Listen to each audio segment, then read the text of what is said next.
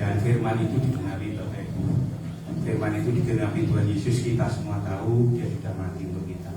Dan itu saya pribadi termotivasi, titik balik saya untuk saya serius kepada Tuhan, karena memang kalau kita renungkan kita sendirian, kita merenungkan betapa besarnya ya Tuhan kok mau mati kok gitu.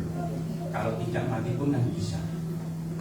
Tuhan itu kan sangat maha kuasa, sangat maha bisa melakukan segalanya. Tapi kenapa kok mati juga gitu ya?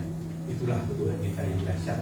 Oleh sebab itu dia ingin menjadi manusia, bahwa hari ini kita merasakan persoalan pergumulan, Tuhan juga merasakan, sudah duluan merasakan, dan bahkan lebih dia setia sama mati di kayu salib. Tapi itu saya akan mempersembahkan pujian untuk Tuhan bahwa tangannya sudah dipaku di atas salib.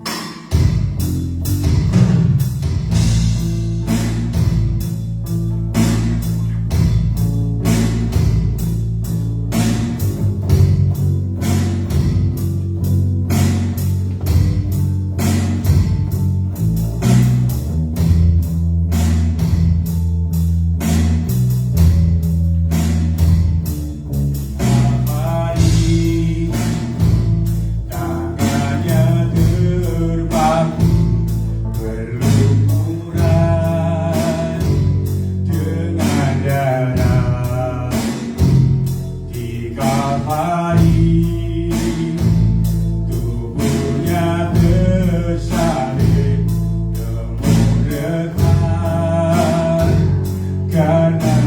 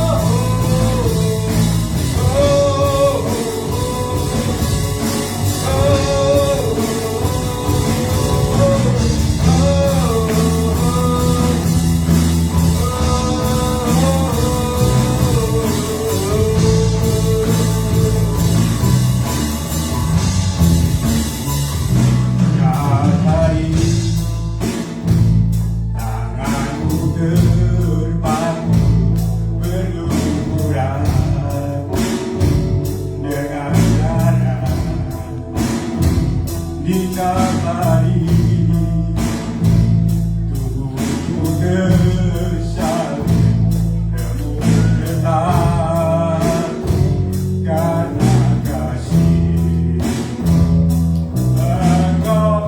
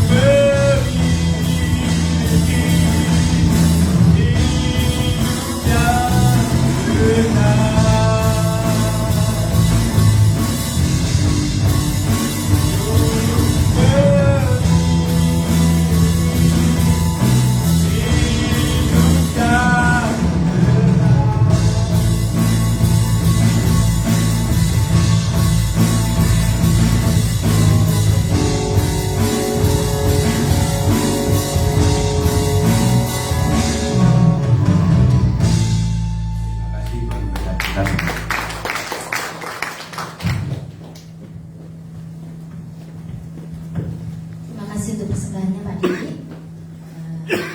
Benar ya, pengorbanan Tuhan Yesus itu begitu besar dalam hidup kita. Tuhan Yesus rela mati. Kalau kita melihat film-film waktu pasca itu, rasanya itu sakit ya. Dirasakan Tuhan dicambuk, Tuhan dikasih mahkota duri, Tuhan dipaku kaki, tangan, dan itu sangat-sangat besar pengorbanan Tuhan. Tiba saatnya kita akan menyiapkan hati kita, pikiran kita untuk kita mendengarkan firman Tuhan. Saya undang jemaat untuk bangkit berdiri. Telah kulihat bukti kasih-Mu, Kau menderita Tuhan, gantikan-Mu.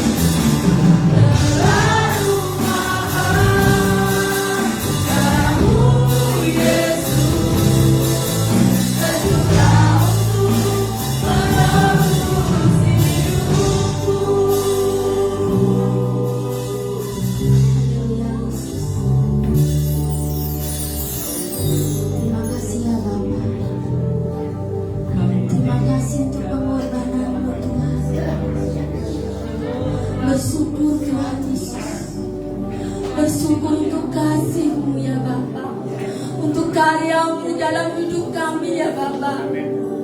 Engkau menderita Tuhan Yesus. Engkau menderita buat kami ya Bapa. Darah-Mu Tuhan, darah-Mu Yesus.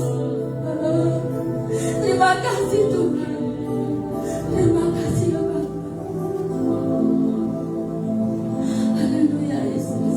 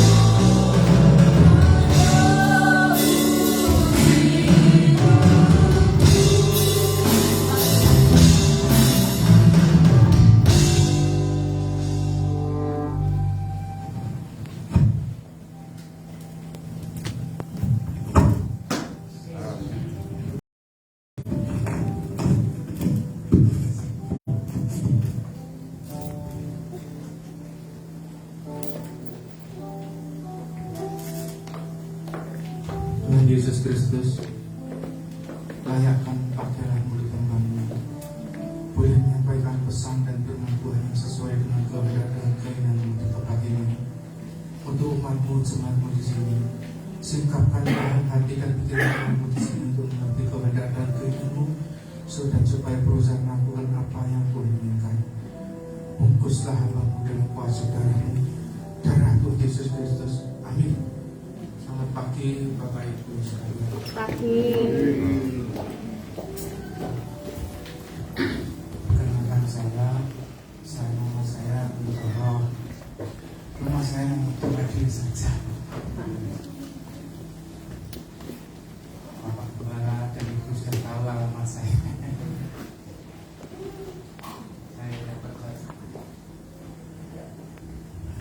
Saya dapat support dari Pak Wibi.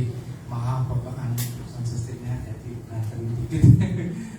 Yang di belakang bisa dengar saya ya. Ya. Karena suara saya tidak lantang. Umur saya 68 tahun jalan. Saya baca kitab sejak umur 31, sekitar 31, 32. Jadi kira-kira sampai sekarang ya 34-35 tahunan saya baca kitab. Tapi saya tidak berpikir jadi hamba Tuhan. Jadi sekarang jadi hamba Tuhan seperti tak terpikirkan dalam pikiran saya mau jadi hamba Tuhan, tidak mikir. Saya berusaha. Memang Bapak Ibu, kenapa saya jadi seperti ini? Saya sudah berpikir lama. Waktu itu saya banyak mengalami mujizat dalam pekerjaan saya. Yang tidak mampu saya lakukan, bisa saya lakukan. Kemudian saya ingin membalas kebaikan Tuhan. Bagaimana membalas? Punya semua, punya Dia. Sekarang pas saya pun punya Dia. Ya satu-satunya jalan belajar melayani Dia. Semoga Tuhan Yesus berkenan. Bapak Ibu, istri 1, anak 3, 2 laki, 1 perempuan, yang 2 di Madiun, yang 1 di Surabaya. Waktu di Madiun, saya ke Madiun, saya tutup menolak melayani di kota Madiun. Sama tapi Pak Wibi bilang, Pak, Bapak Gembala Misal itu baik sekali. Ya sudah, saya sebetulnya tidak mau melayani di kota Madiun, di kota lain. Bapak Ibu, kita baru merayakan Paskah. Paskah itu apa Bapak? Ayo. Ya, betul. Ya, Melewati. pada hari Jumat, Tuhan Yesus mati mencurahkan darahnya. Untuk apa? Untuk menebus dosa kita. Gitu. 3 hari kemudian, hari Minggu, dia bangkit untuk apa? Untuk apa? Ya, dia itu Tuhan Yesus akan mengirimkan Tuhan Roh Kudus untuk kita. Tanpa itu dia tidak akan. Makanya ada kalimatnya, ada ayatnya. Bapak Ibu, pada pagi hari ini kita sharing firman Tuhan tentang 7 pelita di ruang Maha Kudus. Bapak Ibu pernah disampaikan mungkin Bapak Ibu Gembala atau pembicara yang lain tentang itu pelataran ruang kudus, ruang Maha Kudus sudah ya Bapak Ibu ya, sudah pernah disampaikan. Karena kita menjabarkan 7 pelita di ruang Maha Kudus itu letaknya di ruang Maha Kudus. 7 pelita di ruang Maha Kudus ini menggambarkan kehidupan kekristenan. Setiap pembicara kadang menyampaikan tema pengorbanan, misalnya ketaatan, misalnya pengharapan, macam-macam. Termasuk bagaimana kita sebagai orang percaya harus bisa sampai ke pelita yang ke-7, komplit semua. Memang waktu ini saya sharekan ke teman-teman yang Tuhan. Wah Pak, itu 7 kali khotbah ya terserah mereka.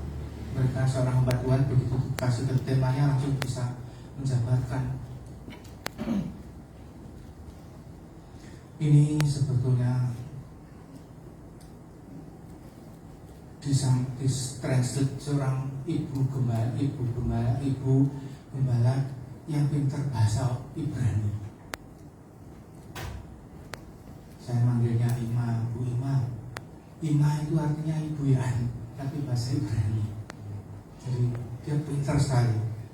Yang menerjemahkan pelita pertama itu apa sampai pelita ke-7. Nah saya tanya, Bu boleh dijabarkan? Boleh. Saya jabarkan. Akhirnya dia jawab apa? Wah enggak begitu. Ya bagaimana menurut Ibu? Menurut Ibu dia menjabarkan. Walah, tidak nyambung. Ternyata saya cari, oh dia itu alirannya Yudaisme. Jadi cuma mempelajari 5 kitab Musa itu.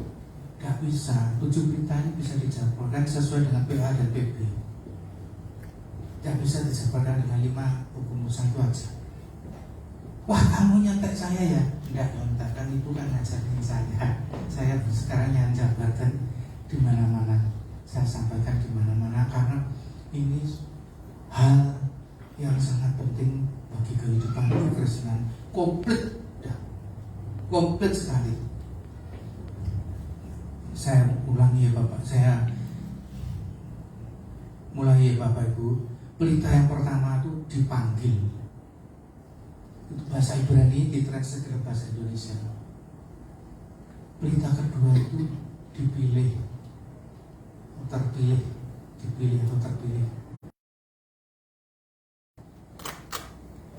Pelita yang kelima itu diuji. Pelita yang keenam itu diutus. Pelita yang ketujuh itu perkenanannya Bapak. Harus kita bisa capai pelita ketujuh kalau kita mau mendapat mahkota di sana. Saya pernah sampaikan di Pacitan. Wis tak apa, aku gak usah, pokoknya gak mlebu neraka. Ya silakan di pelataran situ tidak apa-apa. Tapi Bapak kalau mau dapat mahkota harus belajar lebih dalam lagi supaya kita menjabarkan. Pelita yang pertama dipanggil. Kita baca Pak waktunya dibatasi tidak Pak? 45 menit Pak. Lebih dikit tidak apa ya? Kita baca Matius 22 ayat 1 sampai 8.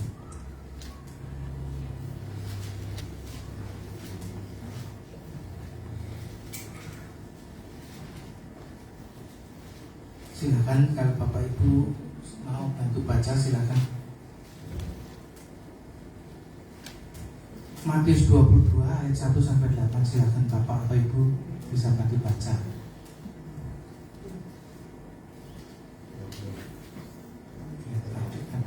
Matius 22 ayat 1 sampai 8. Perumpamaan tentang perjamuan kawin. Lalu Yesus berbicara pula dalam perumpamaan kepada mereka, hal kerajaan surga seumpama seorang raja yang mengadakan perjamuan kawin untuk anaknya. Ia menyuruh hamba-hambanya memanggil orang-orang yang telah diundang ke perjamuan kawin itu, tetapi orang-orang itu tidak mau datang. Ia menyuruh pula hamba-hamba lain, pesannya, katakanlah kepada orang-orang yang diundang itu, sesungguhnya hidangan telah kusediakan, lembu-lembu jantan dan ternak piaraanku telah disembelih. Semuanya telah tersedia. Datanglah ke perjamuan kawin ini. Tetapi orang-orang yang diundang itu tidak mengindahkannya. Ada yang pergi ke ladangnya, ada yang pergi mengurus usahanya, dan yang lain menangkap hamba-hambanya itu, menyiksanya dan membunuhnya. Maka murkalah raja itu, lalu menyuruh pasukannya ke sana untuk membinasakan pembunuh-pembunuh itu dan membakar kota mereka.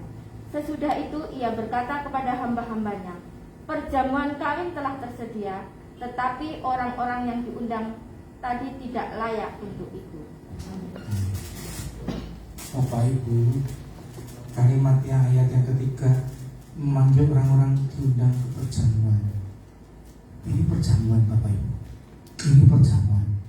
Bapak Ibu disediakan di sini, katakanlah pada diundang sesungguhnya hidangan telah kusediakan.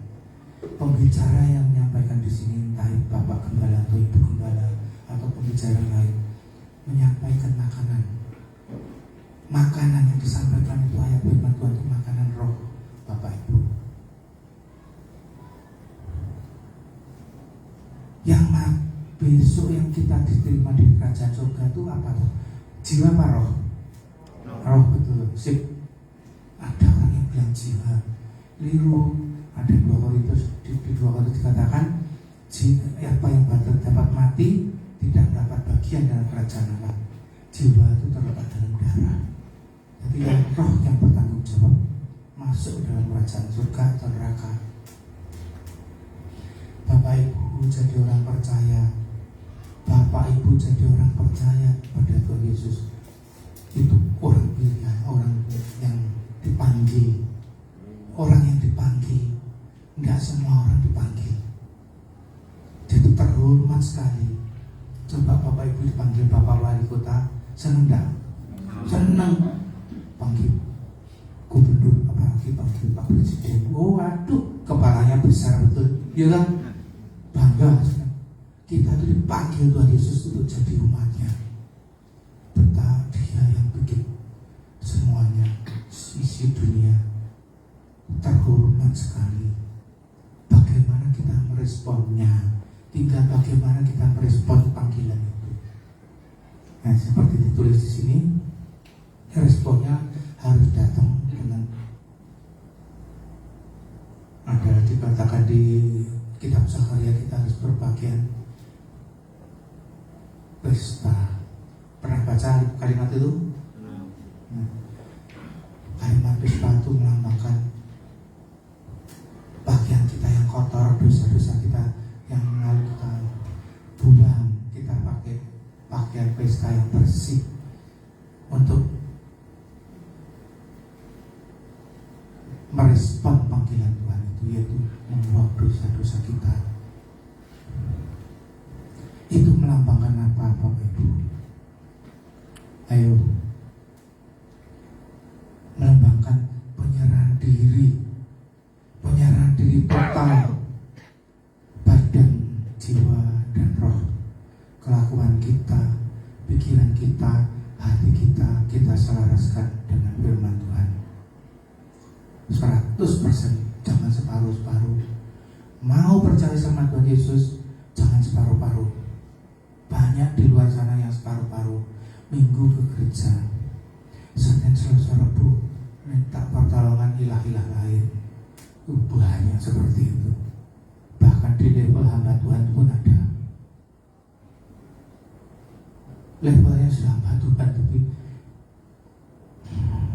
mungkin kurang teliti baca kitab. Kalau mau percaya sama Tuhan Yesus, jangan tanggung-tanggung, 100%. Bapak Ibu dipanggil oleh Yang Maha Kuasa. Luar biasa itu. Tidak sembarang orang dipanggil. Tidak sembarang orang dipanggil. Bapak Ibu dipanggil, termasuk saya tuh. Oh Tuhan, terima kasih. Bagaimana kita tinggal meresponnya supaya dipilih ke pelita 2. Responnya yaitu penyerahan diri kita. Roma 12 ayat 1, saya baca saja. Roma 12 ayat 1.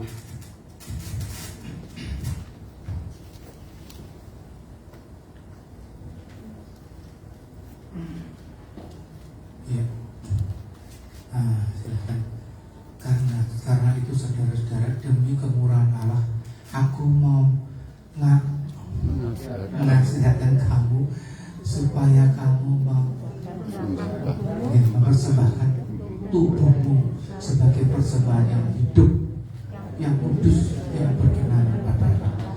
Yang kita persembahkan tubuh kita, penyerah kita, berserah diri itu kita mempersembahkan tubuh kita. Tubuh itu isinya apa? Ya roh, ada jiwa, ada roh, tubuh. dari kelakuan kita selaraskan dengan firman Tuhan.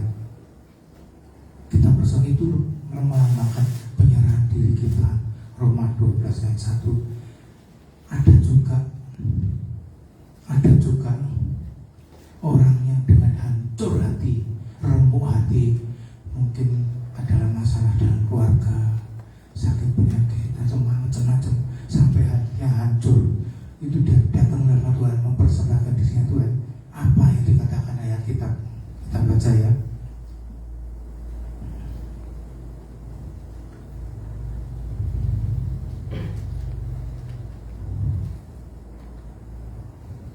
Iya, Mazmur 51 ayat 19.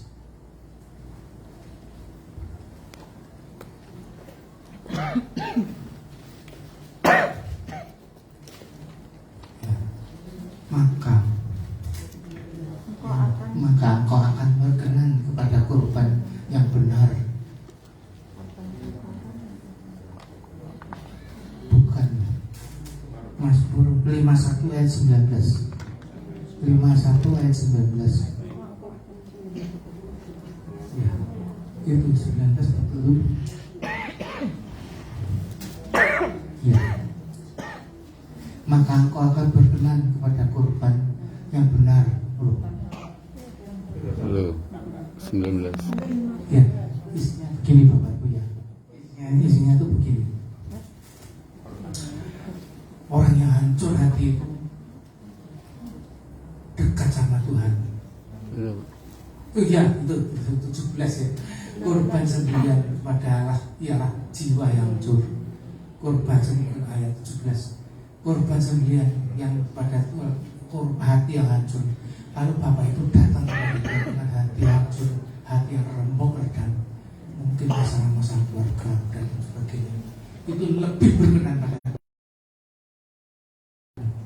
doanya didengar Tuhan. Banyak saudara-saudara kita di seberang sana dengan hancur hati percaya pada Tuhan Yesus. Di seberang sana, ya saya pasti Bapak Ibu mengerti maksud saya. Saya takut salah ngomong. Itu dengan hancur hati datang pada Tuhan Yesus. Tuhan jawab langsung. Itulah bentuk penyerahan diri kita waktu kita dipanggil Tuhan.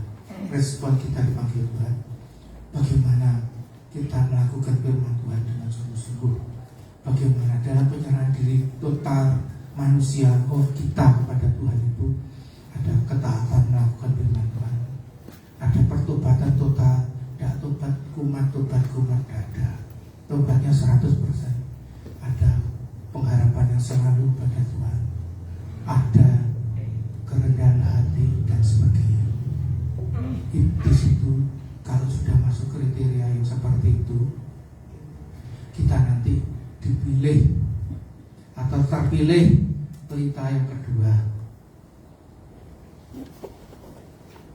Ini 7 berita itu komplit sekali Bapak Ibu, bisa disampaikan 2 jam 3 jam. Nah nanti kelamaan saya ditegur Bapak Gembala, bisa disampaikan 2-3 jam. Ini disingkat saja. Dipilih atau terpilih. Terpilih bagaimana? Kalau Bapak Ibu di pelita 1 sudah masuk kriterianya yang Tuhan inginkan, tinggal tunggu waktunya. Karena di pelita 1 itu kita sedang membangun bait suci kita. Kita tuh sedang membangun bait suci kita. Tuhan Yesus katakan, tidak tahukah kamu bait suci? Kita menyiapkan bait suci kita dengan apa? Dengan apa Bapak Ibu? Dengar firman Tuhan, betul. Tapi tidak cukup seminggu sekali dengar firman Tuhan di sini. Tiap hari baca Alkitab. Tiap hari baca Alkitab. Gak ngerti aku Pak, telan saja, tidak apa-apa. Nanti ada waktunya Tuhan Roh Kudus pimpin, disingkapkan apa yang Tuhan Bapak Ibu ingin perlukan. Karena keperluan kita masing-masing tidak sama. Telan saja kalau terus baca terus. Nanti Tuhan Roh Kudus akan berkarya untuk Bapak Ibu pribadi menyingkapkan rahasia firman Tuhan yang Bapak Ibu butuhkan. Itulah batu penjuru. 1 satu demi satu firman Tuhan disingkapkan, itu akan membentuk rumah. Bait itu bahasa Ibrani, Bapak Ibu. Bait itu rumah, membentuk rumah suci, rumah kudus, supaya kalau nanti dipilih kita berdua, kita sudah siap. Karena waktu dipilih atau terpilih, kita mendapatkan Tuhan Roh Kudus, yaitu lahir baru dalam roh dan air. Roh Bapak Ibu dilahirkan baru seperti bayi dalam roh. Makanannya apa? Firman Tuhan yang masih lunak-lunak. Kadang-kadang anak-anak masih anak rohani, kadang ya Bapak Ibu, lola saya sudah tua, seperti Nikodemus katakan Tuhan Yesus, aku sudah tua, masa masuk mau rahim. Bapak Ibu, bukan, rohnya yang dilahirkan bayi jadi bayi. Makanannya apa? Makanannya apa? Firman Tuhan. Loh, ya seperti ini ya Bapak Ibu. Anak kecil Ibrani 5 ayat 13 dibaca sendiri saja. Mungkin dengan makanan, kalau Bapak Ibu mau baca Alkitab tiap hari, itu Bapak Ibu, roh Bapak Ibu akan bertumbuh. Jadi anak-anak, Efesus 4 ayat 14 atau Roma 8 ayat 14, bertumbuh lagi menjadi remaja, akhir balik remaja. Galatia 4 ayat 3, dewasa dan roh. Atau 1 Korintus 13 ayat 11, dewasa. 1 Korintus 13 ayat 10-11, kedewasaan penuh satu level lagi, 2 Korintus 4 ayat 16. Jadi perjalanannya seperti itu. Perjalanannya seperti itu, Bapak. Berapa tahun yang dibutuhkan? Kira-kira 30 tahun. Ada yang 40 tahun, ada yang 50 tahun belum sampai dewasa. Rugi. Buat apa jadi orang percaya dan bisa mencapai kedewasaan roh? Jadi yang Tuhan inginkan itu orang yang percaya sama Dia itu dewasa dalam roh. Pada level hamba Tuhan pun, banyak yang belum dewasa, levelnya sudah hamba Tuhan.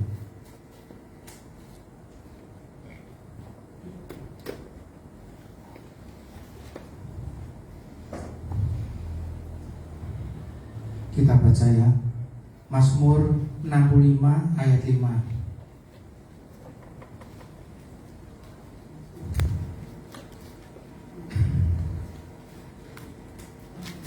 Ya. Ya. 65 ayat 5. Saya lagi salah lagi. 65 ayat 5. Itu salah. Oh ya. Lah itu. Berbahagialah orang yang kau pilih dan yang kau suruh mendekat untuk diam. Berbahagialah orang yang kau pilih, yang dipilih Tuhan. Berbahagialah orang yang dipilih Tuhan. Yohanes 15 ayat 16. Yohanes 15 ayat 16.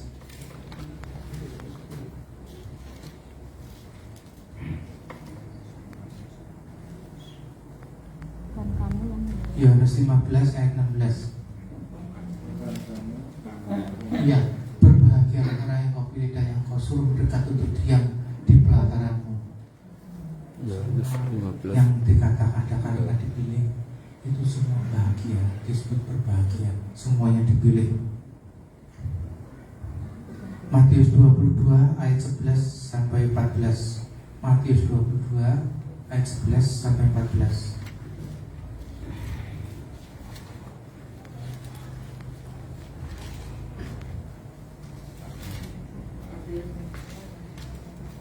Ya.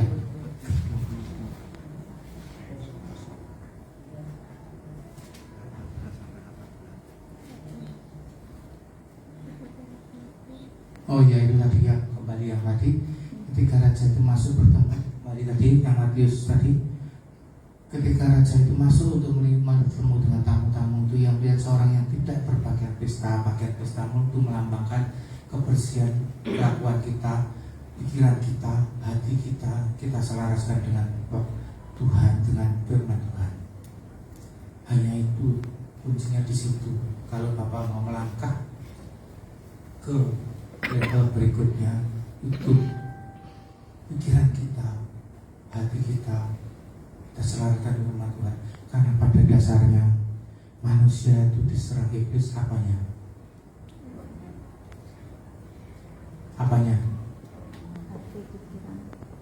Pikiran, betul Ibu Gembala. Betul Ibu Gembala. Pikiran manusia itu yang diserang iblis. Makanya harus cepat sadar. Kalau Bapak Ibu tidak mau baca kitab, kita tidak bisa bedakan siapa yang sedang menyerang pikiran kita, siapa. Kalau kita baca kitab, kita tahu, oh ini suaranya setan, iblis, dagingan. Oh ini suaranya Roh Kudus. Kita bisa cepat membedakan. Makanya kalau sudah tahu, usir dalam nama Tuhan Yesus. Engkau menyerang pikiranku, aku usir pula dari pikiranku dalam nama Tuhan Yesus Kristus. Pikiran kita, pikiran manusia itu yang diserang. Banyak hamba Tuhan yang jatuh karena tidak cepat membedakan suara, tidak cepat membedakan suara. Banyak hamba Tuhan yang jatuh. Kalau jemaat yang jatuh, maklum, masih kalah levelnya. Kalau sudah level hamba Tuhan, dan seharusnya tidak seperti itu. Kalau bisa cepat membedakan.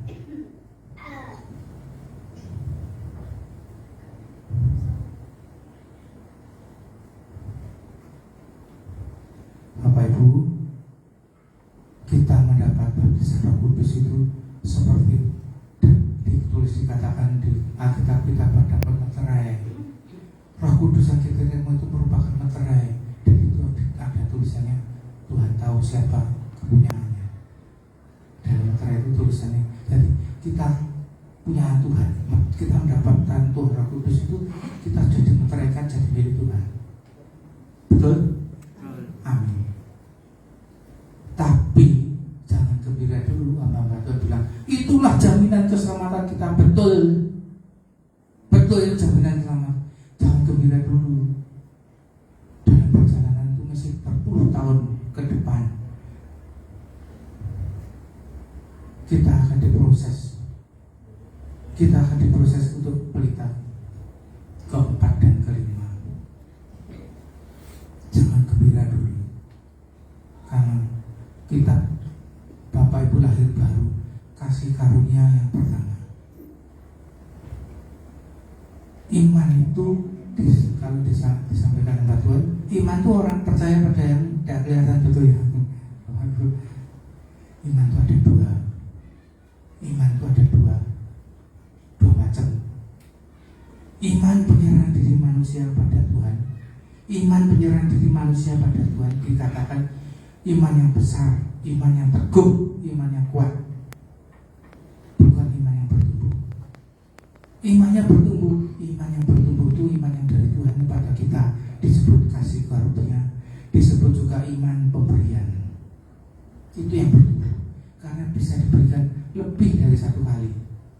Tapi kasih karunia berikutnya itu biasanya untuk hamba Tuhan adalah urapan roh untuk melayani Tuhan.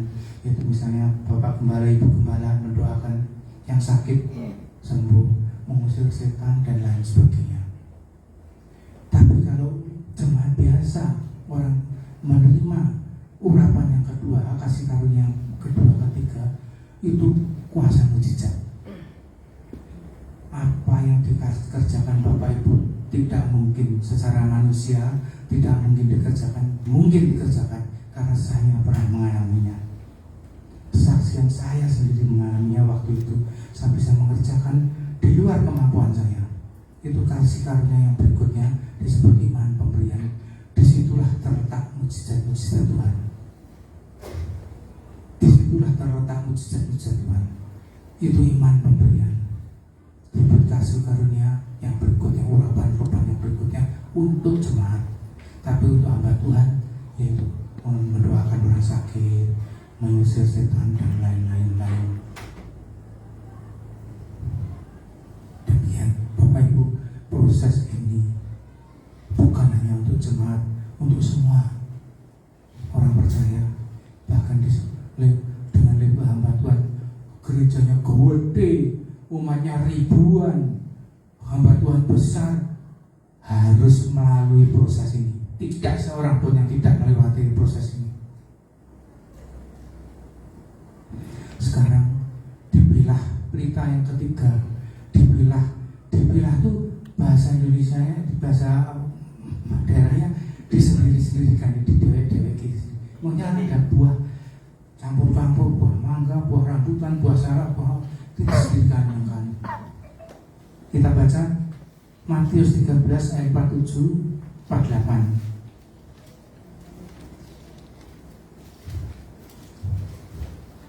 Matius 13 ayat 47 48.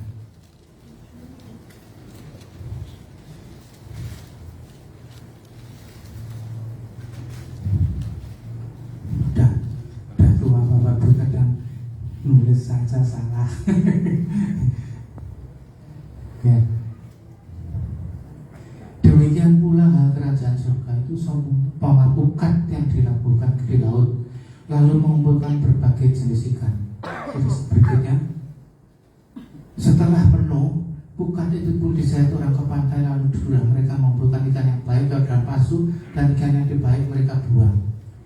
Didewek-dewek, disendirikan. Kitalah semua itu ikan-ikan itu. Ikan-ikan itu lambang jemaat yang dipanggil. Yang baik disendirikan, yang jelek dibuang. Jangan sampai kita tidak dipilih. Karena tidak dipilih, dibuang.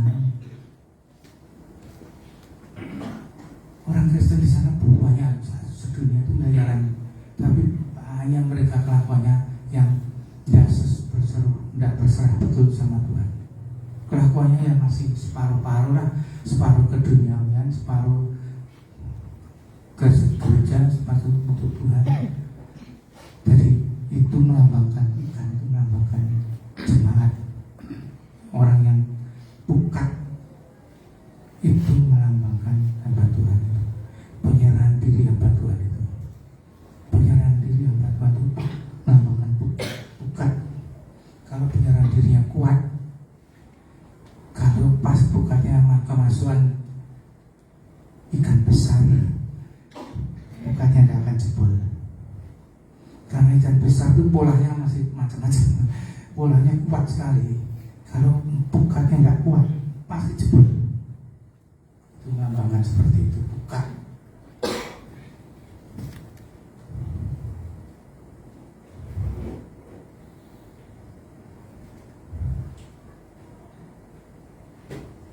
Sekarang kita ke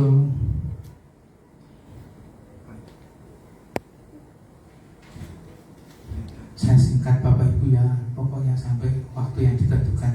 Kalau saya 2 jam pun kuat, 3 jam di sini kuat, masih sudah tua, kuat saya masih 2-3 jam. Saya singkat saja.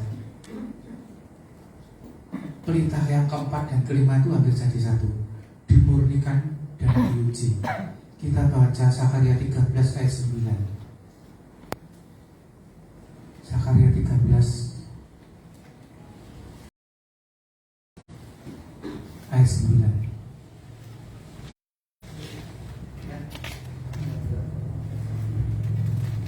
Zakaria 13 ayat 9.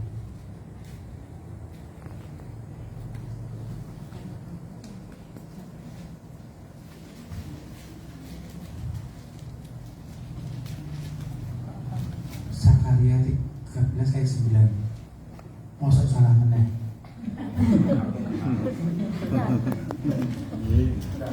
Iya.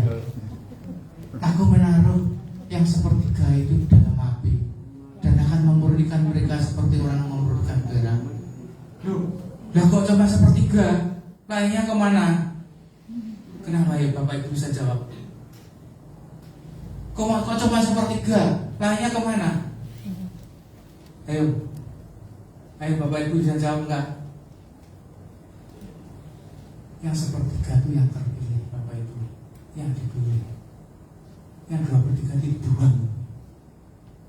Jangan sampai kita dibuang Tuhan. Sudah ke gereja, sudah percaya Tuhan, tapi mau separuh-paruh tobat kumat. Percuma. Jadi orang Kristen, kalau jadi orang Kristen orang percaya, sungguh-sungguhlah secara total.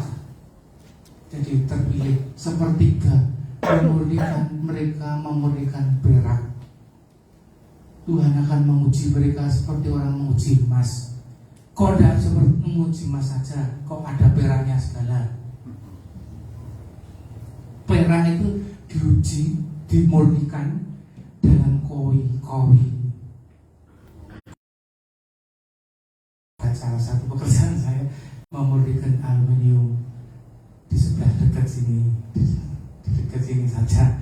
Sudah saya serahkan anak saya memurnikan begitu leleh mating, itu kotorannya di atas.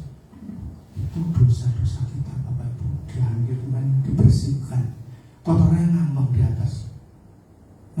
Peraknya atau aluminium itu di bawah bersih. Jadi bersih, kotorannya ngumpul naik ke atas, dibersihkan Tuhan. Itulah Bapak Ibu dosa-dosa kita, dibersihkan, dimurnikan. Seperti kenapa harus dilebur supaya kotorannya terpisah. Nah nanti naik ke atas, kotoran diambil. Itu dosa-dosa kita Bapak Ibu diambil.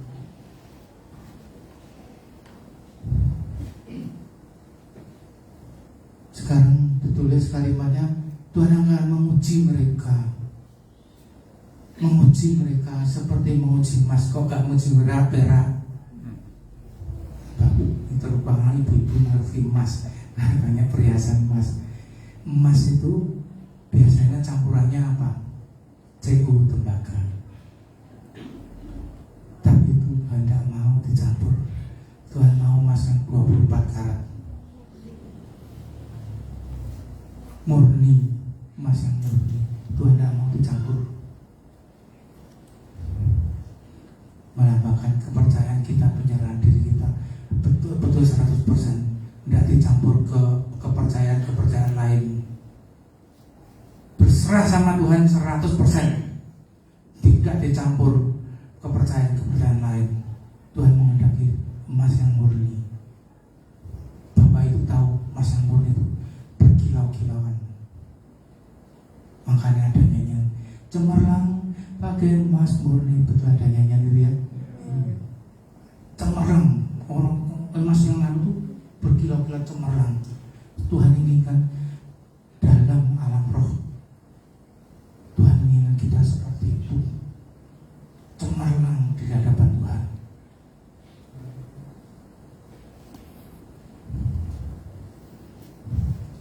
Kemudian diutus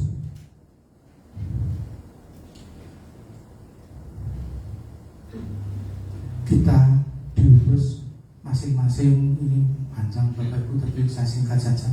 Diutus, ada yang jadi jemaat, ada yang jadi song leader, ada yang jadi pemain musik, ada yang jadi gembala, ada yang jadi pengajar dan sebagainya. Kita diutus, Bapak Ibu diutus juga, Bapak Ibu juga diutus menyampaikan kesaksian pada teman kita atau saudara kita yang belum mengenal Tuhan Yesus. Bagaimana Tuhan Yesus itu, kebaikannya, kasihnya dan sebagainya, pertolongannya. Bapak Ibu diutus juga bukan hamba-hamba Tuhan saja, Bapak Ibu pribadi juga diutus untuk menyampaikan kabar baik pada teman yang belum mengenal Tuhan, pada saudara kita, saudaranya Bapak Ibu yang belum mengenal Tuhan Yesus. Sama hati-hati untuk orang yang belum dikenal ya Bapak Ibu. Zaman sekarang seperti ini, hati-hati jangan sampai salah alamat nanti. Sekarang berita yang ke-7, yaitu mencapai kedewasaan roh. Karena dari lahir baru, dari berita 1 sampai berita 7 itu perlu waktu kira-kira 30 tahun, bisa 40 tahun, perlu waktu seperti itu. Itu ditulis seorang hamba Tuhan yang hidupnya cuma doa, puasa, tidak kerja duniawi lagi. Lah makan apa Pak? Dia tanam itu loh Pak, cocok tanam, terus punya sapi dijadikan keju, dijual. Dia tidak mikir apa-apa. Kadang-kadang bicara pun secukupnya. Dia katakan dewasa dalam roh, dan tulisannya bukunya itu mencapai 30 tahun paling tidak. Saya baru ngerti kenapa hamba Tuhan banyak yang belum dewasa, sibuk dalam urusan gereja, sibuk sekali, tapi tidak mau masuk dalam keheningan, mau merenungkan firman Tuhan, merenungkan firman Tuhan, bagaimana memohon penyingkapan rahasia firman Tuhan. Karena dalam perkenanannya itu kita mendapat penyingkapan rahasia firman Tuhan. Makanya ada kalimat di Alkitab, kamu bukan hamba lagi, tapi jadi sahabat. Sahabat itu dikatakan Tuhan ditulis rahasianya firman Tuhan itu disampaikan, disingkapkan pada Ibu sekalian. Bapak Ibu itu bisa seperti itu, bisa asal rajin, tidak usah jadi pendeta atau sebuah. Bapak Ibu itu bisa disingkapkan rahasia firman, bisa jadi sahabat Tuhan, tapi rajin baca Alkitab, setia sama Tuhan. Jangan tergoda, sedikit saja tergoda. Sekarang banyak Yudas Iskariot. Sekarang tuh banyak zamannya Yudas Iskariot, demi duit langsung tidak setia sama Tuhan. Dan buahnya Tuhan tidak inginkan seperti itu. Perkenanannya dewasa dalam roh. Tanda-tanda orang yang dewasa dalam roh itu apa? Ya, ada yang bisa jawab? Orang dewasa dalam roh itu ada tanda-tandanya apa? Mandiri. Iya, berbuah-buahkan roh yang lebat. Tahu buah-buah roh pasti itu ya.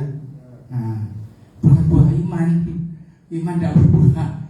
Makanya roh kita lah yang bertanggung jawab.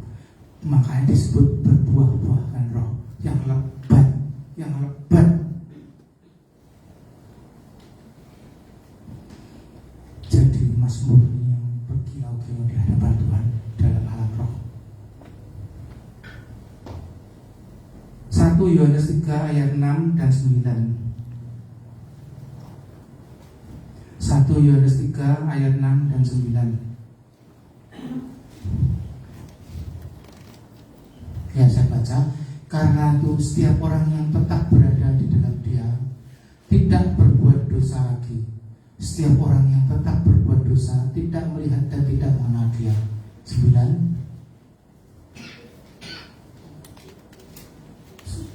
Setiap orang yang lahir dari Allah tidak berbuat dosa lagi, sebab benih ilahi tetap ada di dalam Dia, dan Ia tidak dapat berbuat dosa karena Ia lahir dari Allah. Lahir baru, Bapak itu dapat Roh Kudus, dibaptis Roh Kudus. Yang melakukan siapa? Tuhan Yesus sendiri. Baptisan air yang melakukan hamba Tuhan. Baptisan air itu tanda orang percaya, tanda pertobatan. Tapi baptisan Roh mendapat Roh Tuhan Yesus sendiri. Makanya ada kalimat banyak yang dipanggil, nah sedikit yang dipilih. Kenapa? Itulah jawabannya. Oh kenapa tidak berbuat benar? Karena ada benih ilahi. Benih ilahi itu apa? Roh Kudus. Roh Kudus tetap berada di dalam kita. Makanya Bapak Ibu, kalau Bapak Ibu sudah terima Roh Kudus, kalau Bapak Ibu sudah terima Roh Kudus, jagalah, jangan sampai dia keluar dari kita. Karena dia bisa keluar dari kita karena kita berbuat dosa lagi. Makanya ada kalimat jangan mendukakan Tuhan Roh Kudus dengan melakukan dosa lagi. Jangan berbuat dosa lagi.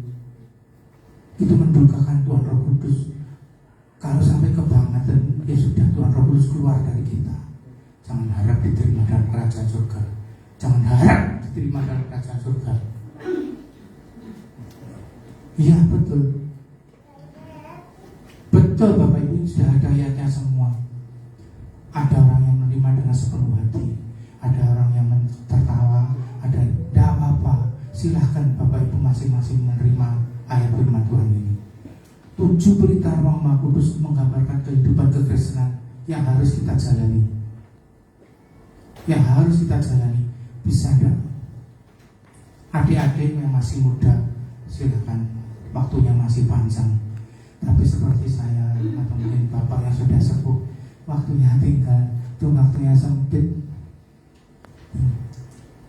Jadi perhatikanlah Bapak Ibu, apa yang diinginkan Tuhan, yaitu dewasa dalam roh, perkenannya sampai kita sampai ke level pelita yang ke-7. Kadang ya Bapak Ibu, kita di level 4, 5 dimurnikan dan diuji, dimurnikan dengan macam-macam masalah. Itu banyak orang Kristen yang marah, yang kecewa. Aku melu Gusti Yesus kok malah kaya ngene. Ora usah gereja-gerejonan, ora usah Tuhan Yesusan wis. Enggak, jangan Bapak Ibu. Kita ada masalah, makanya ada lagu langit tidak selalu biru, betul.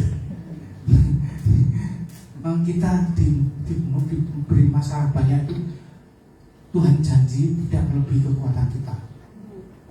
Tuhan janji tidak melebihi kekuatan kita. Tapi kalau kita belum percaya Tuhan Yesus, masuk dalam proses, bukan proses Tuhan Yesus, prosesnya setan. Apa akibatnya? Tidak kuat Bapak Ibu, banyak yang bunuh diri. Meskipun anak dia kaya raya, bahkan ditulis ada kesaksian anak orang konglomerat, dia belum kenal Tuhan Yesus, kena prosesnya si setan, bunuh diri dia. Tidak kuat. Ada juga Pak pernah saya katakan, Pak aku buatan kiat Pak, kalau mati mawon Pak, karena tidak kuat. Itu proses dari iblis. Makanya ada di kitab Yesaya ditulis gandar yang gandar yang jadi kerbau itu, kalau kerbau itu membajak sawah itu dibikin gandar, dan itu gandar dikatakan di kitab Yesaya gandarnya diputuskan sama Tuhan. Tapi kalau kita mau datang pada Tuhan, Tuhan gantikan gandar yang jahat dari iblis itu dengan kuk yang ringan. Janji Tuhan tidak melebihi kekuatan kita. Tuhan Yesus bilang, belajarlah kepadaku besar pada Tuhan Yesus, karena A besar aku, Tuhan Yesus lemah lembut dan rendah hati. Tuhan yang kita sembah itu mengatakan dirinya lemah lembut dan rendah hati. Banyak orang Kristen omongannya kasar dan melambangkan dia beranak Tuhan. Demikian Bapak Ibu, kalau kita masuk dalam pelita keempat kelima, jangan bersungut-sungut, jangan marah Bapak Ibu, karena kita sudah masuk dalam proses itu. Di balik itu Tuhan punya rencana yang baik, supaya kita masuk ke level berikutnya. Lulus SD, lulus SMP, lulus SMA, mungkin ada ijazahnya, ada sertifikatnya, tapi itu tidak diberi sertifikat, tidak mungkin Bapak Ibu diberi kekayaan duniawi. Nah, tandanya buah-buah rohnya lebat, buah-buahnya roh lebat. Dewasa dalam roh, itulah yang diinginkan Bapak Ibu. Saya kira tidak lebih dari 45 menit ya Pak ya. Ini bisa 2 jam, 3 jam Bapak Ibu, kalau COVID semua 2-3 jam. Saya kuat Bapak Ibu masih berdiri. Ditegur Bapak Kepala. Tuhan Yesus Kristus singkapkan hati dan pikiran umatmu di sini Tuhan, untuk mengerti akan kehendak dan keinginanmu, dan supaya berusaha melakukan apa yang Tuhan inginkan. Ampuni Tuhan segala kesalahan, segala dosa-dosa kami. Ampuni Tuhan Yesus, segala dosa-dosa kami, baik sengaja maupun tidak sengaja, baik perkataan, perbuatan, pikiran maupun perasaan kami, Tuhan. Tuhan, sembuhkanlah yang sakit, cukupkanlah yang kekurangan, Tuhan. Lepaskanlah domba-dombamu yang masih terikat dengan kuasa-kuasa gelap. Terima kasih Tuhan Yesus Kristus, kamu sudah selesai menyampaikan pesan dan firman-Mu untuk umat-Mu di sini. Terima kasih Tuhan, singkapkan hati dan pikiran umat-Mu di sini untuk mengerti akan kehendak dan keinginan-Mu, Tuhan, supaya berusaha melakukan apa yang Tuhan inginkan. Amin.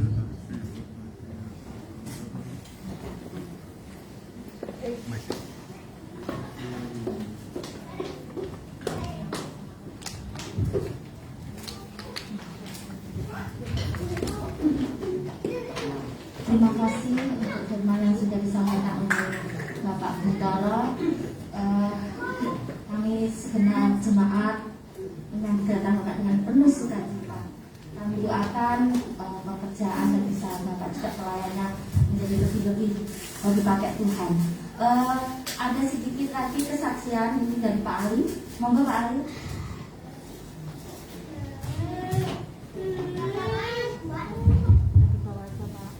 Terima kasih yang diberikan kepada kami sebentar mohon maaf kepada sidang jemaah maupun gembala ibu gembala.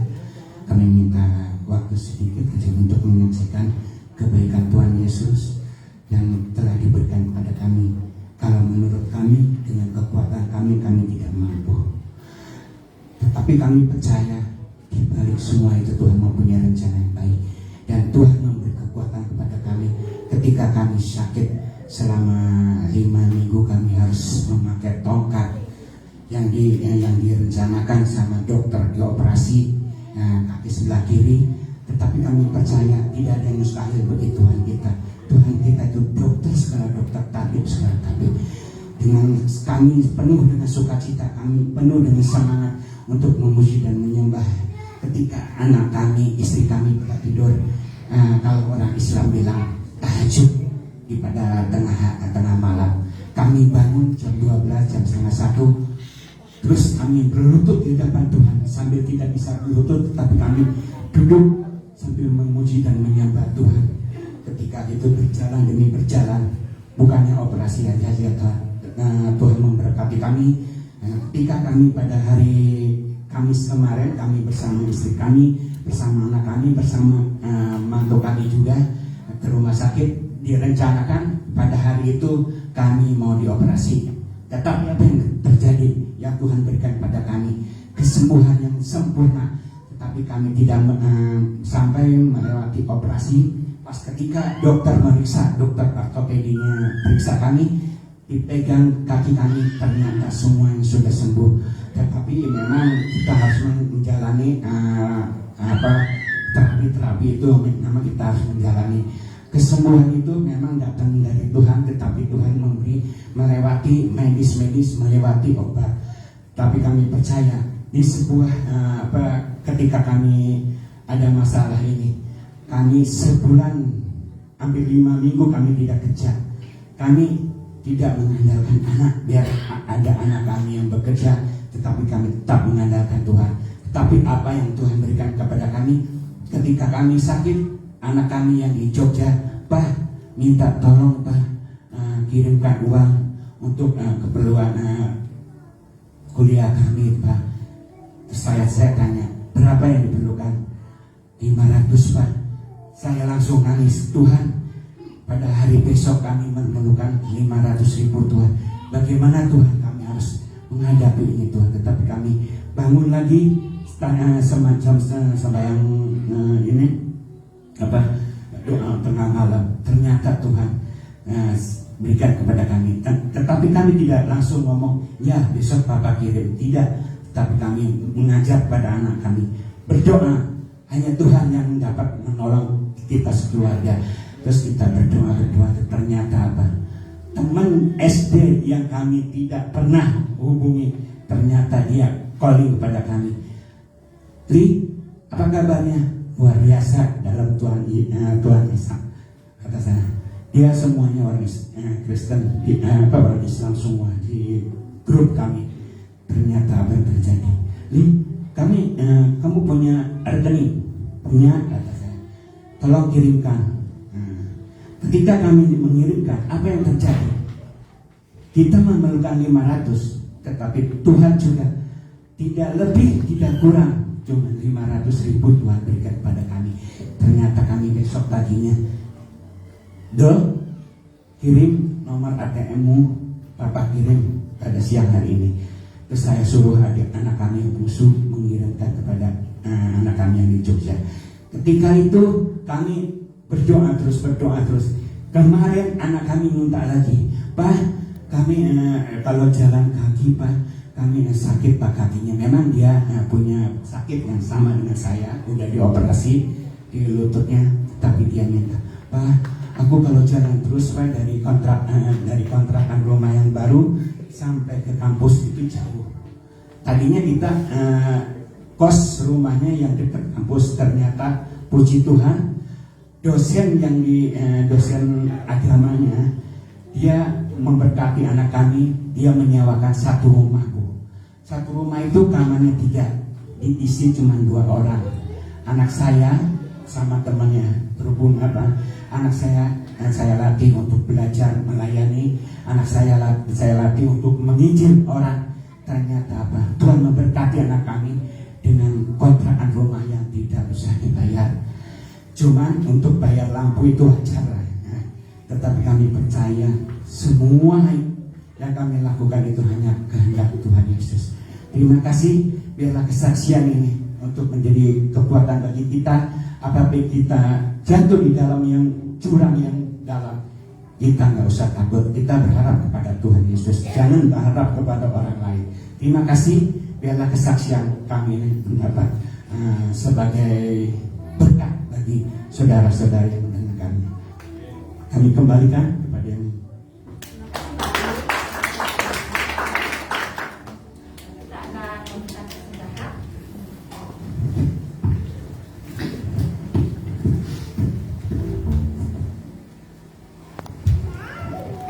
sambil tanda persembahan diadakan, kita akan memuji nama Tuhan Yesus. Aku diberkati.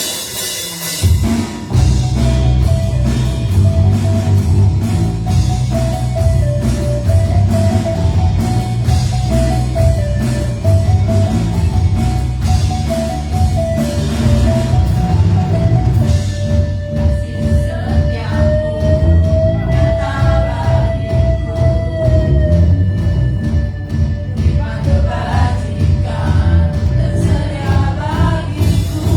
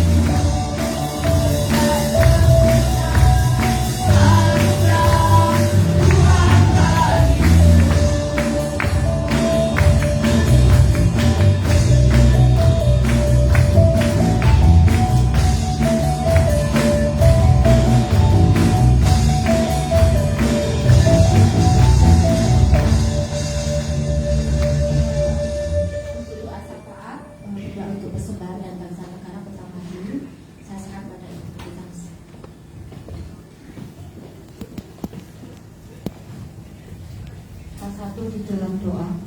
Bapa yang di surga, Bapa yang sangat mengasihi kami, Bapa yang rela berkorban demi kami semua. Kami mau membawa doa sahabat kami pada pagi hari ini ya Bapa. Tuhan berkenan menguduskan kami supaya kami boleh dilayakkan untuk membawa seragam doa sapaan pada pagi hari ini. Kami membawa korban persembahan berupa uang ya Tuhan, baik itu persembahan 1/10 maupun persembahan syukur yang boleh kami bawa kepada Engkau. Kiranya Tuhan menguduskan sehingga persembahan ini berkenan di hati Bapa, menjadi persembahan yang harum di hadapan Engkau. Kami percaya Tuhan tidak pernah berhutang kepada kami, karena Tuhan akan memberikan tuan kepada kami sesuai dengan kehendak Engkau. Kami percaya Tuhan tidak akan pernah meninggalkan kami. Tuhan pasti akan pelihara kami, umat-Mu yang setia kepada Engkau. Orang-orang yang mengandalkan Engkau dan setia kepada Engkau, Tuhan akan perhatikan kami ya Tuhan. Oleh sebab itu Tuhan, kami percaya Tuhan, kami tidak perlu khawatir dengan hidup kami, karena Tuhan menjamin seluruh kehidupan kami. Karena Engkau bukan Allah yang tidak peduli, Allah yang sangat peduli ya Tuhan.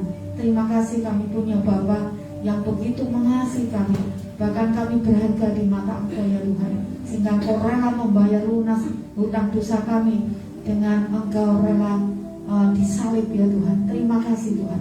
Kami juga menyerahkan seluruh sidang jemaat Tuhan, supaya iman kami semakin teguh di dalam mengiring Engkau, semakin cinta Tuhan, semakin mengasihi Engkau.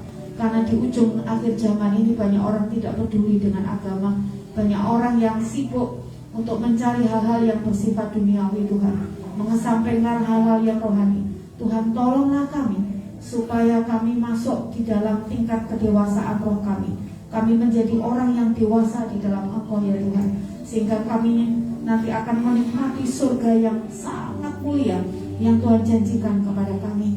Tuhan, Engkau sendiri berfirman bahwa tidak semua orang masuk surga ya Tuhan. Artinya ada sebagian akan dihukum di neraka dan sebagian akan mendapatkan kemuliaan di surga.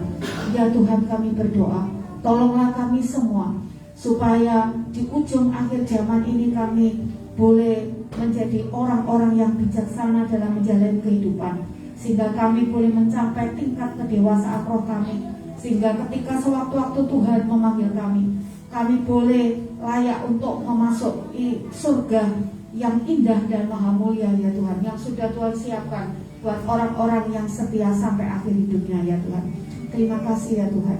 Kami juga berdoa untuk saudara-saudara kami yang mengalami sakit secara jasmani, Tuhan tolong. Kami berdoa untuk Pak Bambang, Tuhan jamah hatinya, supaya hatinya penuh dengan syukur Tuhan, penuh dengan sukacita Allah sekalipun harus menderita sakit stroke, sehingga boleh mengalami lawatan dan mujizat Tuhan, sehingga stroke-nya boleh semakin hari semakin dipulihkan oleh Tuhan. Oleh sebab itu Tuhan, kami berdoa untuk Pak Bambang, jamah hatinya ya Tuhan, supaya hatinya dipulihkan oleh Tuhan.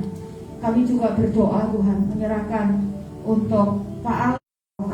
Terima kasih Tuhan, kami percaya Engkau akan pulihkan total organ-organ yang retak Tuhan. Engkau sanggup memberikan organ yang baru. Berikan iman yang besar kepada Pak Ali, mengimani bahwa Tuhan sanggup untuk memulihkan total, sehingga anakmu bisa beraktivitas kembali seperti sedia kala. Terima kasih Tuhan buat lawatan yang terjadi buat Pak Ali dan keluarganya. Kami percaya ini proses yang Tuhan izinkan terjadi buat keluarga Pak Ali. Tuhan selalu punya rencana yang indah. Dan kami semua jemaat Tuhan yang saat ini mungkin ada yang mengalami sakit secara fisik, Tuhan akan jamah, Tuhan akan sembuhkan. Mereka yang saat ini mengalami sakit secara jiwa mungkin Tuhan, batinnya yang sakit Tuhan, ya hatinya yang terluka ya Tuhan. Bapa di surga, kami berdoa dalam nama Yesus. Hari ini Tuhan akan lawat, Tuhan jamah, sembuhkan, supaya tidak ada roh yang sakit hati, tidak ada roh kepahitan ya Tuhan. Karena roh-roh itu bukan dari Engkau, tetapi iblis ya Tuhan. Oleh sebab itu Tuhan, kami berdoa dalam nama Yesus Tuhan. Kalau ada di antara kami ada hati yang terluka, hati yang tersakiti, hati yang pahit ya Tuhan, dalam nama Yesus Tuhan akan bersihkan ya Tuhan, supaya hatinya dipulihkan oleh Tuhan dan akhirnya boleh layak untuk menghadap hadirat Engkau Tuhan. Terima kasih Tuhan. Kami berdoa juga untuk bangsa dan negara kami, kota kami Madiun dan Kabupaten Madiun, di wilayah seluruh Kabupaten Madiun. Lawatan Tuhan akan terjadi. Engkau yang akan sejahterakan di mana kami tinggal ya Tuhan. Engkau juga sejahterakan bangsa kami. Engkau juga akan memberikan roh hikmat yang dari surga kepada Presiden, Wakil dan seluruh jajarannya, supaya dapat memimpin dengan bijak oleh karena Tuhan beserta mereka Tuhan. Engkau yang akan memberkati pemilu yang akan datang. Tuhan akan memberikan roh hikmat kepada seluruh rakyat Indonesia. Untuk Tuhan tuntun kami memilih orang yang menjadi pilihan Tuhan, menjadi pemimpin bangsa ini ya Tuhan. Kami butuh orang yang bijaksana untuk memimpin bangsa ini ya Tuhan. Butuh orang yang rendah hati, orang yang sungguh-sungguh mau dengan tulus melaksanakan tugas dan tanggung jawab sebagai pemimpin bangsa ini Tuhan. Mengayomi seluruh masyarakat dari Sabang sampai Merauke. Kami percaya Indonesia milikmu Tuhan. Indonesia adalah negeri yang Engkau cintai juga Tuhan. Kami percaya Engkau akan memberikan pemimpin yang terbaik buat Indonesia ya Tuhan. Kami berdoa menyerahkan untuk sekelompok orang yang berusaha Tuhan untuk menjadikan Indonesia bukan negara Pancasila. Tuhan akan jamah mereka ya Tuhan, supaya mereka sungguh-sungguh boleh kembali untuk menjadi warga negara yang cinta NKRI ya Tuhan. Terima kasih Tuhan Yesus. Inilah doa yang boleh kami haturkan di dalam satu nama Tuhan Yesus Kristus. Kami serahkan doa syafaat kami pagi ini. Haleluya. Amin. Terima kasih Ibu. Saya undang jemaat untuk bangkit berdiri. Kita akan